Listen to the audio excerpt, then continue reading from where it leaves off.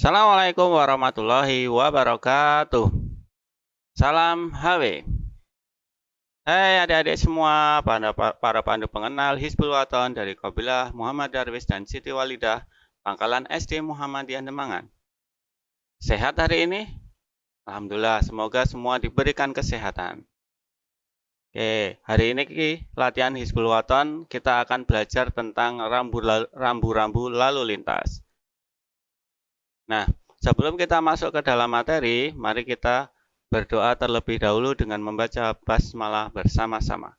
Bismillahirrahmanirrahim. Oke, dengan bacaan basmalah tersebut, semoga nanti kita dimudahkan oleh Allah dalam kegiatan pembelajaran pada hari ini. Kita lanjutkan, hari ini kita akan belajar tentang rambu-rambu lalu lintas. Kenapa kita belajar rambu-rambu lalu lintas, Dah? Ya, karena ini ada kompetensinya di pengenal tingkat purwa. Jadi kita harus tahu, walaupun kita masih pengenal kelas 5, kita tetap harus tahu tentang rambu-rambu yang ada di jalan raya. Oke, kita mulai untuk pembelajaran kita pada hari ini. Yang pertama, apa itu rambu lalu lintas? Ya, rambu lalu lintas itu kalau pengertiannya seperti ini. Rambu lalu lintas merupakan salah satu perlengkapan jalan dalam bentuk lambang, huruf, angka, kalimat, dan atau perpaduan dari 4 bentuk tersebut memiliki fungsi sebagai peringatan larangan, perintah, atau petunjuk bagi pengguna jalan. Nah, intinya adalah perlengkapan jalan. Perlengkapan jalan bisa bentuknya lambang, huruf, angka, atau kalimat. Ya, ini perlengkapan jalan untuk mempermudah kita mengetahui kondisi lokasi atau mungkin arah kemana kita mau pergi. Nah, yang selanjutnya, kenapa perlu tahu? Kenapa kita perlu tahu tentang rambu-rambu lalu lintas? Yang pertama, yaitu untuk mencegah kemacetan lalu lintas. Kenapa? Karena kalau kita tahu tentang rambu-rambu lalu lintas, nanti kita akan bisa mencegah yang namanya kemacetan. Contoh, ada jalan raya hanya satu arah, tandanya hanya satu arah, tetapi kita melawan arah. Nah, itu karena kita tidak tahu tanda rambu itu satu arah, ternyata kita berjalan di arah yang berlawanan, akhirnya bisa membuat kemacetan lalu lintas. Nah, yang kedua, dengan memahami rambu lalu lintas, Anda tidak akan tersesat. Jadi, kenapa? Karena kita bisa membaca rambu lalu lintas. Misalnya kita pengen ke Jakarta, belum pernah ke Jakarta, tetapi di setiap jalan raya besar itu mesti ada alur jalan, arah jalan kemana. Jadi kita bisa mengikuti.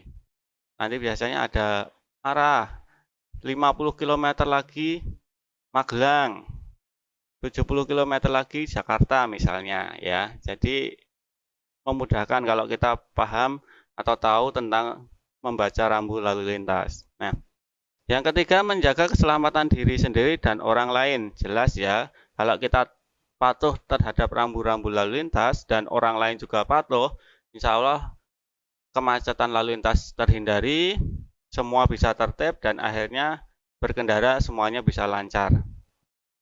Kemudian tiba di tempat tujuan dengan selamat. Ya, karena kita sudah menjaga diri kita dan orang lain, akhirnya kita selamat sampai tujuan. Yang terakhir, pelanggar rambu lalu lintas bisa didenda tilang, ya bisa didenda tilang. Pelanggar rambu lalu lintas bisa didenda tilang. Kenapa ya? Kalau kita melanggar rambu lalu lintas nanti bisa didenda tilang. Entah itu kita masih anak-anak ataupun orang dewasa. Misalnya kita anak-anak sudah menggunakan kendaraan bermotor, itu pasti nanti akan kena tilang Bapak polisi. Nah, kita lanjutkan. Tadi sudah belajar tentang kenapa kita harus tahu tentang rambu-rambu lalu lintas. Sekarang kita belajar macam-macam rambu lalu lintas.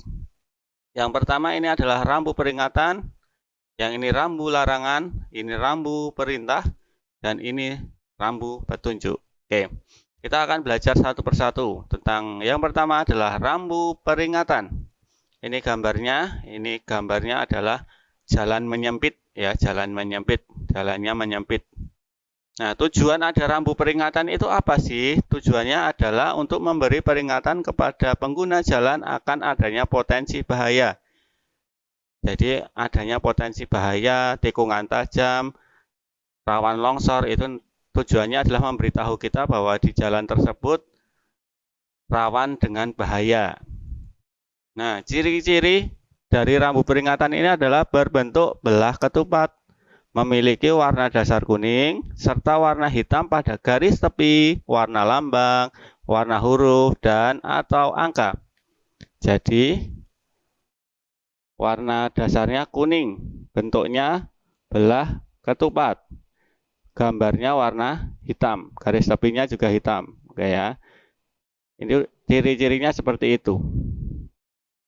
Ini tanda untuk jalan menyempit. Oke, ini baru jalan menyempit, enggak ada yang lain enggak? Ada. Bisa dilihat di sini ada banyak.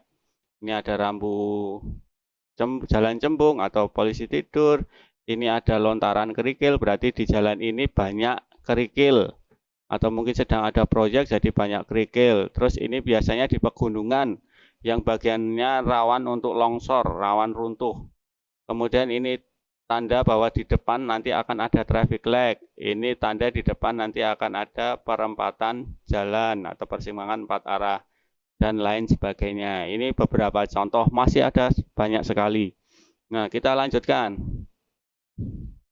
Yang kedua adalah rambu larangan. Berarti rambu yang dilarang untuk yang harus kalian ikuti ya, dilarang. Yang harus diikuti berarti ini ya. Nah, tujuannya adalah untuk memberitahu pengguna jalan tentang perbuatan yang tidak boleh dilakukan. Jadi tidak boleh dilakukan di jalan tersebut. Ini contohnya. Ini contohnya belok ke kanan. Berarti kalau dicoret berarti dilarang untuk belok ke kanan. Ciri-cirinya apa Anda? Adalah berbentuk bulat, memiliki warna dasar putih, warna merah pada garis tepi, serta kata-kata larangan, dan warna hitam pada lambang, huruf, dan atau angka. Jadi, warna dasarnya putih, kemudian garis tepinya merah, ya, garis tepi dan garisnya ini merah, kemudian gambarnya yang lambangnya atau perintahnya ini adalah hitam. Bentuknya bulat ya, ingat-ingat bentuknya bulat. Nah, terus selain rambu larangan yang ini apa lagi? Enggak ada enggak? Ada banyak. Ya, ini contohnya. Ya, ini motor dilarang masuk, mobil dilarang masuk, mobil dan motor dilarang masuk, sepeda dilarang masuk. Ini ketinggian maksimal 4,2 meter dan lain sebagainya. Nah, nanti bisa dipelajari. Ini banyak ya. Masih ada banyak sekali, tapi cukup beberapa hal saja. Nah, yang ketiga tentang rambu perintah. Ini berarti wajib untuk dilaksanakan. Ini contoh rambunya. Tujuannya adalah untuk memberikan perintah yang wajib dilakukan pengguna jalan. Wajib dilakukan pengguna jalan. Kalau tidak, nanti akan menimbulkan kemacetan atau mungkin bahkan kecelakaan. Oke. Ciri-cirinya adalah berbentuk bulat,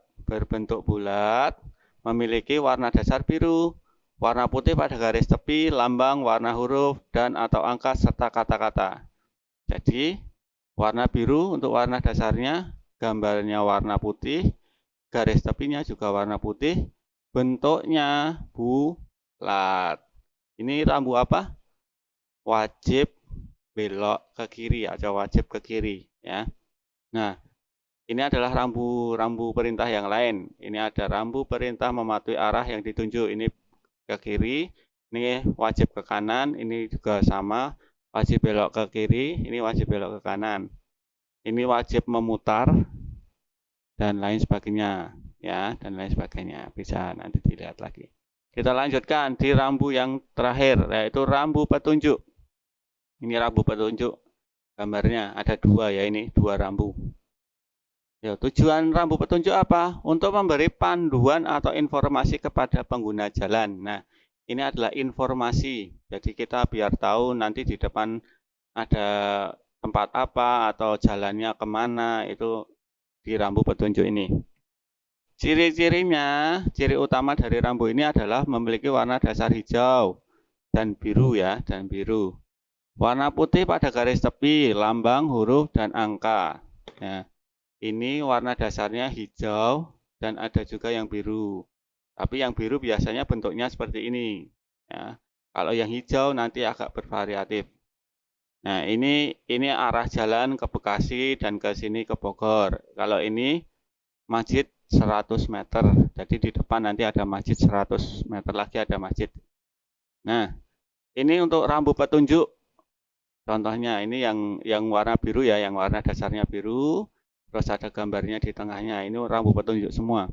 Ya, ada terminal bus, pelabuhan, bandara, dan lain sebagainya. Ini tempat penyeberangan jalan dan lain sebagainya. Oke. Yang ini rambu petunjuk juga, tetapi yang warnanya hijau. Bentuknya ada yang kotak persegi panjang seperti ini, ada yang seperti ini, dan ada juga yang lancip. Ya, bahkan ada yang warnanya juga sedikit berbeda. Nah, kalau untuk rambu petunjuk ini memang sedikit lebih fleksibel. Nah, mungkin untuk materi kita pada hari ini cukup sampai di sini. Nah, ini harap jelas ya. Kalau belum jelas nanti mohon bisa diulang kembali biar lebih jelas. Kalau sudah, nanti silakan dilanjutkan ke Google Form yang sudah di-share. Oke. Terima kasih. Mari kita akhiri dengan membaca hamdalah bersama-sama. Alhamdulillahirabbil alamin. Mari berlomba-lomba dalam kebaikan. Terima kasih. Fastabiqul khairat. Wassalamualaikum warahmatullahi wabarakatuh. Salam HW.